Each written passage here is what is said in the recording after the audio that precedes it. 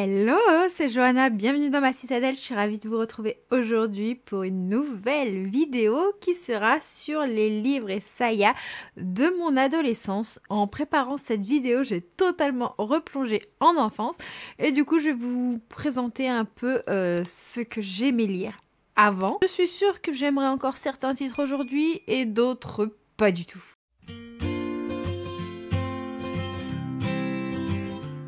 J'ai sélectionné 15 titres qui ont parcouru ma vie d'adolescente, 15 titres qui m'ont forgée en tant que lectrice aujourd'hui. Et le premier n'est autre que Harry Potter de J.K. Rowling, que je ne présente absolument plus.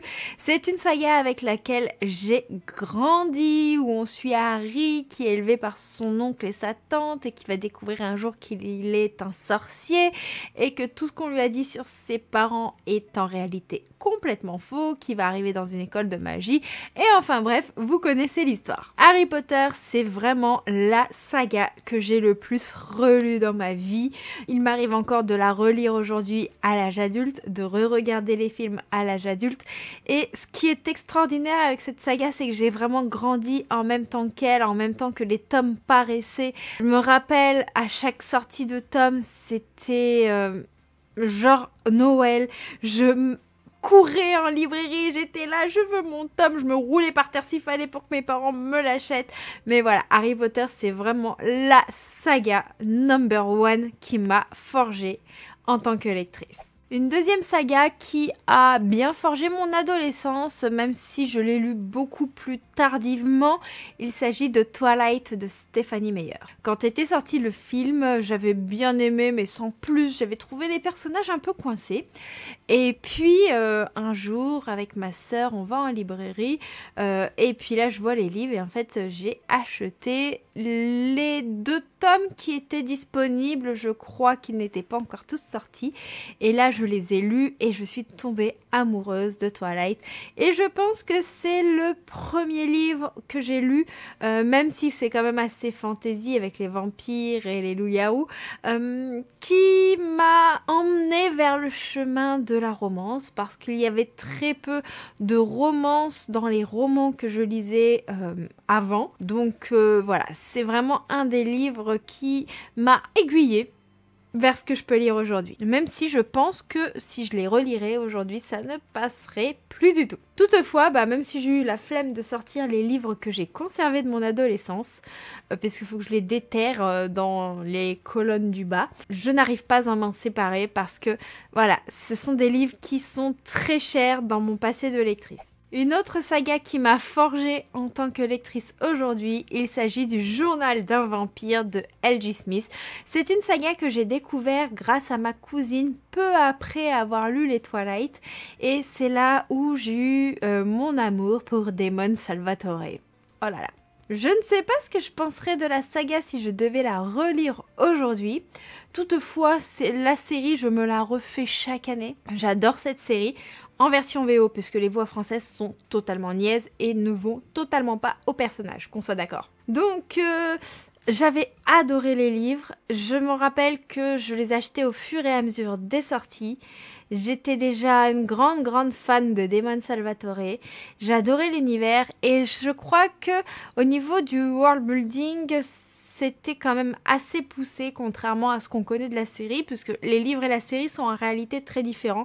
Il y a une inspiration qui est assez liée au vu du tome 1 et du tome 2, mais au niveau des relations entre les personnages et des différences scénaristiques, il y en a énormément parce que dans les romans, on a des mondes souterrains avec des démons et tout ça, on a beaucoup plus de créatures fantastiques alors que dans la série, c'est beaucoup plus ancré dans le monde réel contrairement au livre et après il y a des petites différences. Par exemple dans la série Elena elle a un frère alors que dans le livre elle a une petite sœur, plein de petites choses comme ça. La relation ne serait-ce entre Caroline et Elena entre la série et le livre est pas du tout la même, mais voilà, c'est vraiment une des séries qui m'a fait regarder la série en elle-même de livre et c'en est une qui m'a vraiment forgée et qui m'a encore plus emmenée vers le côté romantasy.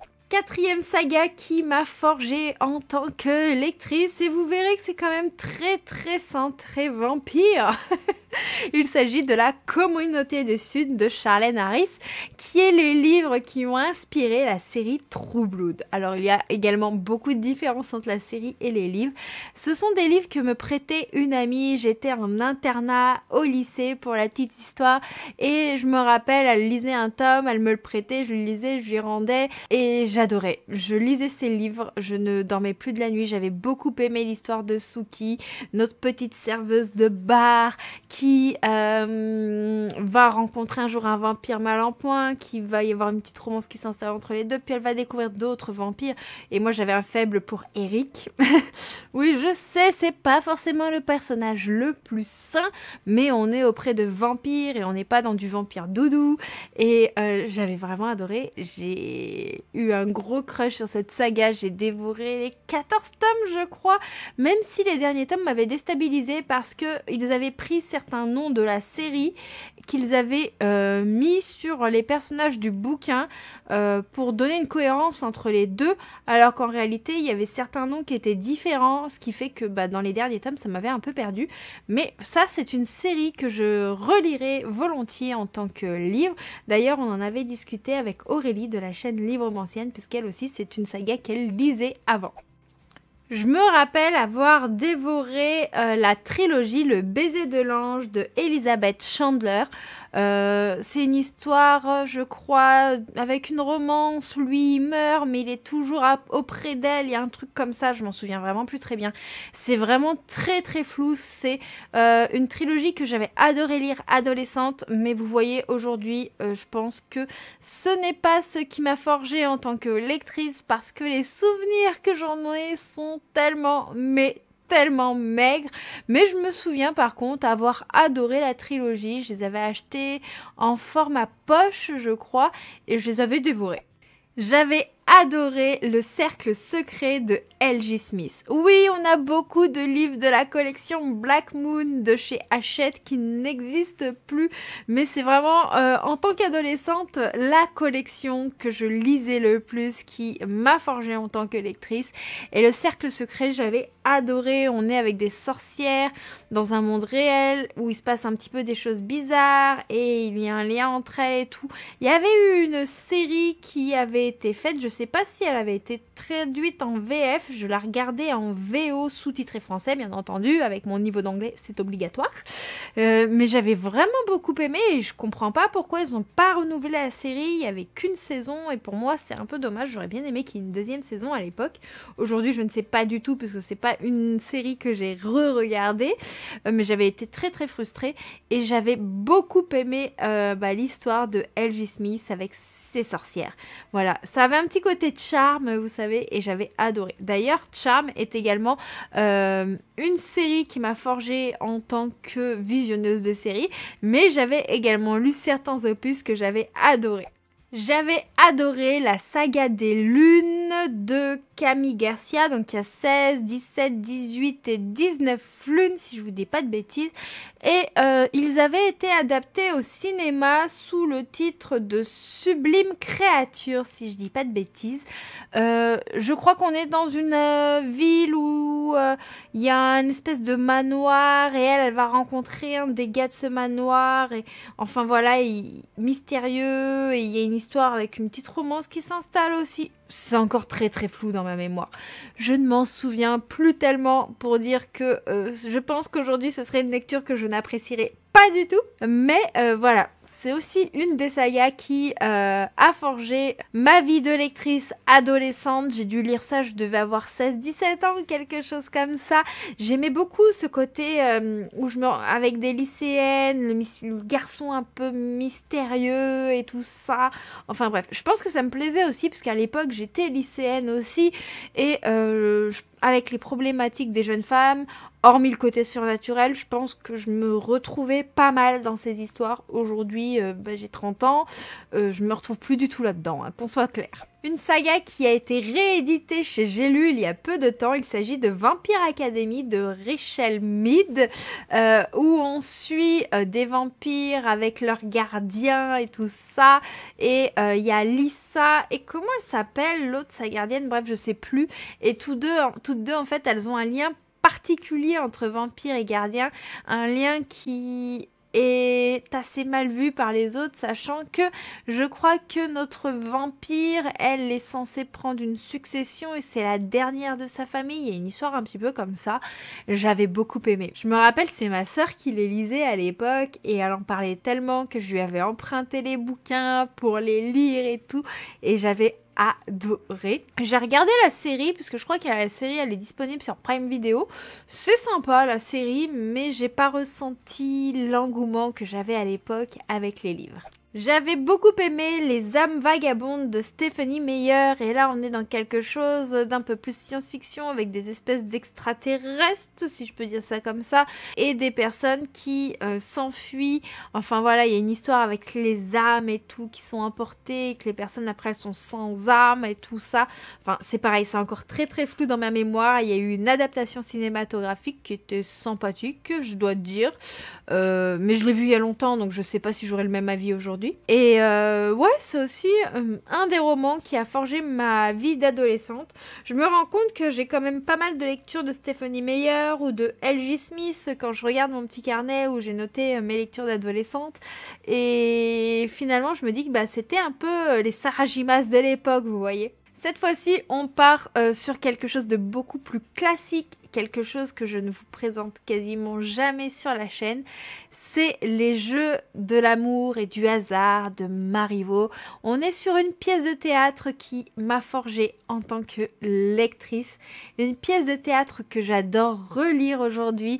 Je pensais à l'époque m'ennuyer en lisant ça et j'ai trouvé le texte tellement passionnant, tellement drôle. Il m'avait parlé et je me souviens de cette pièce de théâtre comme si c'était hier. Je me rappelle des écrits et j'avais beaucoup aimé La Plume de Marivaux. Donc là on est totalement sur du classique. C'est très très rare que je vous parle de classique, mais il y en a quand même certains qui m'ont forgé, qui sont très chers à mon cœur et que je relirai avec plaisir. Allez, je reste un petit peu dans les classiques avec l'Iliade et l'Odyssée de Homère. Adorant la mythologie, ado, je me suis dit, allez, si je les lisais, puisque j'étais frustrée en cours de français quand on nous faisait lire que certains petits passages qui étaient quand même assez courts à mes yeux, et je trouvais ça passionnant. Et puis à l'époque il y avait un dessin animé, je sais plus comment il s'appelle, bah ça devait être, il devait s'appeler Ulysse, et on suivait un petit peu l'Odyssée, vous savez, avec Ulysse, ses aventures avec le Cyclope et tout ça, et puis on avait un peu le point de vue de Pénélope et tout, et enfin, c'était génial et ça avait tellement titillé ma curiosité entre ce que je voyais en cours, le dessin animé, que je me suis dit, allez, tu vas te lancer là-dedans. Je me rappelle, mes parents, ils étaient choqués. En mode, t'es sûre que tu veux lire ça? T'es vraiment sûre? Oui, oui, je veux lire ça. Et je les ai dévorés. J'avais adoré. Et aujourd'hui encore, bah, si on me disait, oh, bah, faut que tu lises l'Iliade ou l'Odyssée, bah, je suis partante, en fait. Je suis partante pour les relire, parce que je trouve ça culturellement parlant hyper intéressant. Et quand on aime la mythologie, en fait, ça ne peut que matcher. J'avais adoré la saga en 6 tomes éternelle de Alison Noël. C'est pareil, j'en ai des souvenirs qui sont très très brefs. C'est une des sagas que j'ai beaucoup aimé lire à l'époque, que je n'aimerais sûrement pas aujourd'hui, qui pour moi je pense est aujourd'hui assez cliché, où on suit une adolescente qui a un accident de voiture avec ses parents et suite à ça elle reçoit le pouvoir de lire dans les pensées des autres.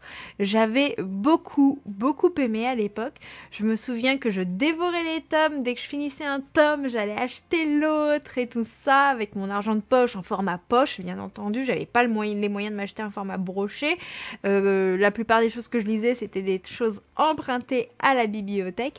Mais voilà, c'est vraiment une des sagas qui m'a forgée, que j'ai revendue. Je n'ai pas gardé celle-ci. J'ai vraiment gardé les principales qui ont un impact encore aujourd'hui dans ma mémoire. Celle-ci, c'est une des sagas que j'ai lues, mais j'avais pas d'attachement sentimental encore aujourd'hui avec, donc je ne l'ai pas gardé. Mais voilà, vous savez que je lisais ça. Un autre livre qui m'a forgé, et cette fois-ci, il était dans la bibliothèque de ma mère. Aujourd'hui, je sais pas où elle l'a mis, et du coup, je me le suis racheté. Je peux vous le montrer aujourd'hui parce qu'il est juste à côté et lui, j'ai pas besoin de le déterrer. Il s'agit du journal d'Adèle de Paul Dubouchet. Je ne suis pas sûre que cette édition existe encore, hormis d'occasion. On est sur quelque chose d'historique qui se passe pendant la Seconde Guerre mondiale qui m'avait énormément marqué. Et on suit un journal intime en fait d'une héroïne où voilà, elle met les dates, elle met ce qui se passe et c'était tellement émouvant. Je l'ai lu plusieurs fois. On a 2-3 petites illustrations comme ça, mais ça parle vraiment de la Seconde Guerre mondiale. Au niveau du résumé, on nous dit jeudi 30 juillet 1914, Adèle commence le journal qu'elle a reçu pour Noël. Un ami auquel elle peut raconter sa vie, confier ses espoirs, ses craintes et ses secrets. Les années passent dans le petit village de Crécy en Bourgogne, rythmé par les travaux des champs, les nouvelles du front. La guerre tue, mutile les soldats, affame les gens de l'arrière, endeuille les campagnes. Adèle grandit et rêve de devenir institutrice dans un monde meilleur. L'histoire d'Adèle prise dans la tourmente de la Première Guerre mondiale. Non, je vous ai dit seconde, mais c'est la première. C'est à partir de 9 ans. Voilà, comme quoi mes souvenirs sont pas hyper fiables. Et en plus, ça aurait dû me faire tilt quand j'ai lu 1914. Enfin bref. Mais, c'était vraiment parlant. Vous voyez, là, on a une petite illustration. Je sais pas si vous voyez, juste ici. Et en fait, c'est marqué à la mairie, il y a une grande affiche blanche. Et là, c'était l'ordre de mobilisation. Et en fait, Adèle, elle va partir voir son père, ses frères et tout ça au front, ne plus être de nouvelles. Ils vont accueillir certains soldats qui sont trop loin pour rentrer chez eux en permission. Et il va y avoir des liens qui vont se tisser, la peur au ventre, le travail des femmes. Enfin, c'était incroyable comme lecture et j'avais vraiment besoin de l'avoir dans ma bibliothèque aujourd'hui, donc c'est pour ça que quand je l'avais trouvé sur Vinted à 2 €, j'ai fait allez, je le prends. Et pour terminer, je vais vous parler de 2 mangas qui m'ont lancé dans la lecture des graphiques, si je peux dire ça comme ça. J'ai pas mentionné les bandes dessinées, mais je vais de mémoire vous en parler de certaines qui ont fait que je lisais de la BD à l'époque. Je vous les cite très brièvement, mais je me rappelle avoir lu les Tom Tom et Nana, les Boule et Bill, les Titeuf, les Ducobu. Qu'est-ce que je lisais d'autre? Les Astérix et Obélix. Enfin vraiment les bandes dessinées assez classique. Voilà, rien d'original en termes de bande dessinée, mais j'en lisais vraiment beaucoup. Je me rappelle que je me posais à la bibliothèque et puis j'enchaînais les bandes dessinées directement sur place. Et après, je me suis mis à lire des mangas quand même assez tardivement. Je devais avoir 15-16 ans. Le premier que j'ai lu, c'était Love Hina de Ken Amakatsu. Où on est avec un héros qui va aller dans la pension que tient sa tante ou sa grand-mère, je sais plus. Et en fait, c'est une pension de filles et il va se faire massacrer par ses comportements et tout, le pauvre. Il fait jamais les choses volontairement, mais il est tellement maladroit qu'elles vont lui en mettre plein la figure. Et il va tisser des liens particulièrement avec une des pensionnaires de cette pension. Ils vont faire ensemble leur demande pour aller à leur université et tout ça. C'était terriblement touchant. J'avais enchaîné les tomes, je me rappelle. Il y a un autre manga, ça doit être le deuxième que j'ai dû lire. Il s'agit de Negima et c'est pareil, c'est de Ken Amakatsu et cette fois-ci on est dans une école et Negima c'est le nouveau professeur magicien et on est dans quelque chose avec l'apprentissage de la magie et tout. J'avais passé un super moment, donc ce sont vraiment les 2 œuvres qui m'ont lancé dans la lecture des graphiques et des mangas, chose que je lis aujourd'hui, même si c'est pas forcément régulier, j'en lis quand même pas mal et du coup voilà, ce sont ceux qui m'ont forgé dans ce genre littéraire. J'espère que cette vidéo vous aura plu. N'hésitez pas à me dire quels sont les livres de votre adolescence qui vous ont forgé en tant que lecteur ou lectrice aujourd'hui. N'hésitez pas à me dire s'il y en a certains en commun avec moi ou pas, si vous avez aimé ce petit concept de vidéo.